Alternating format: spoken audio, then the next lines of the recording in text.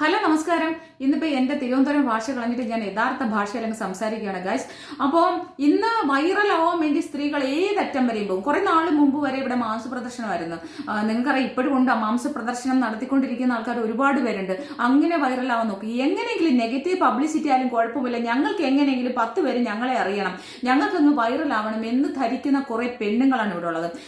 ഇപ്പൊ തന്നെ ഒരു ബസ്സിൽ ഒരു പുരുഷൻ മുന്നിൽ നിന്ന് ഒരാൾ നിൽക്കുന്നു. ബസ്സാണ് ഓടുന്ന. ബസ്സിൽ അങ്ങോട്ടും ഇങ്ങോട്ടും തട്ടോ മുട്ടോ ഒക്കെ ചെയ്യും. അപ്പോൾ ഒരു സ്ത്രീ ഇരുന്ന് സെൽഫി വീഡിയോ എടുക്കുവാണ്. വീഡിയോ എടുക്കുമ്പോൾ അയാളുടെ കൈ ഇവരുടെ നെഞ്ചത്തെ തട്ടുന്നുണ്ട്.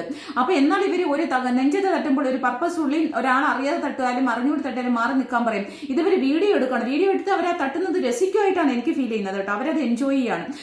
എന്നിട്ട് അത് സമൂഹ മാധ്യമത്തിൽ അത് പ്രചരിപ്പിക്കുകയും അയാൾ ഇന്ന് ആത്മഹത്യ ചെയ്യുകയും ചെയ്തു. ഇതിനൊക്കെ ആര് ഉത്തരവാദം പറയും? ഇവിടെ ഒരു ധാരണയുണ്ട്, സ്ത്രീ പറഞ്ഞാൽ എല്ലാം സത്യമാണ്.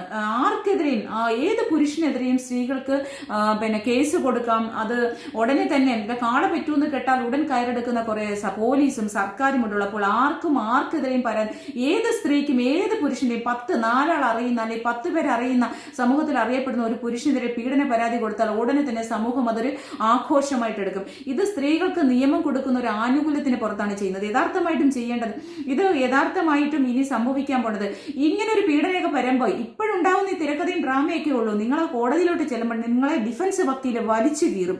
നാണം കെട്ടി ജീവിതത്തിൽ ഒരിക്കലും ഇങ്ങനെ കോടതി കയറില്ലെന്ന് നിങ്ങൾ ആഗ്രഹിച്ചു പോകും. അത് അവസ്ഥയാണ്. ഇപ്പം നിങ്ങൾക്ക് ഭയങ്കര സന്തോഷമാണ്, ഞങ്ങൾ ഒരാളിനെ തകർത്ത് കളഞ്ഞു, അല്ലെങ്കിൽ ഞങ്ങൾ ഒരാളിനെ ഞാനല്ലേ വൈറലായി, ഇങ്ങനെ ഒരു വീഡിയോ ഇട്ടപ്പോൾ ഞാൻ വൈറലായി, അല്ലെങ്കിൽ ഞാൻ തകർത്ത് കളഞ്ഞു എന്നുള്ള ധാരണ പല സ്ത്രീകൾക്കുണ്ടാവും. ഈ അവസാനം ഈ ഉണ്ടായ സംഭവം നമുക്ക് ഒരിക്കലും അംഗീകരിക്കാൻ പറ്റില്ല. ഒരു ചെറുപ്പക്കാരന്റെ ജീവിതമാണ് നശിപ്പിച്ചത്.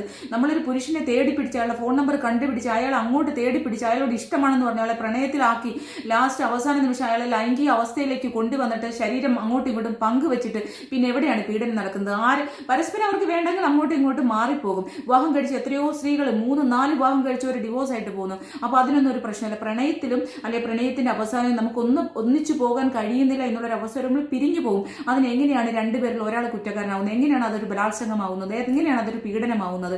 അത് ഏത് രാഷ്ട്രീയ പാർട്ടിയാലും ഏതൊരു വ്യക്തിയാലും ഏതൊരു ചെറുപ്പക്കാരനായാലും എനിക്ക് അംഗീകരിക്കുന്ന കാര്യമല്ല. കാരണം ഒരു പുരുഷനെ ഒരു സ്ത്രീ തേടിച്ചെന്ന് അവനുമായിട്ട് ബന്ധപ്പെട്ടിട്ട് ലാസ്റ്റ് അവൻ എങ്ങനെയാണ് അവൻ മാത്രം കുറ്റവാളിയാവുന്നത്? അതങ്ങോട്ട് മനസ്സിലാവുന്നില്ല.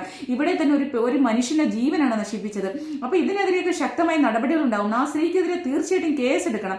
കാരണം സമൂഹ മാധ്യമത്തിൽ പ്രചരിപ്പിച്ചപ്പോൾ അയാളുടെ ജീവിതം, അയാളുടെ അഭിമാനം എല്ലാം അവിടെ നഷ്ടപ്പെട്ടു കഴിഞ്ഞു.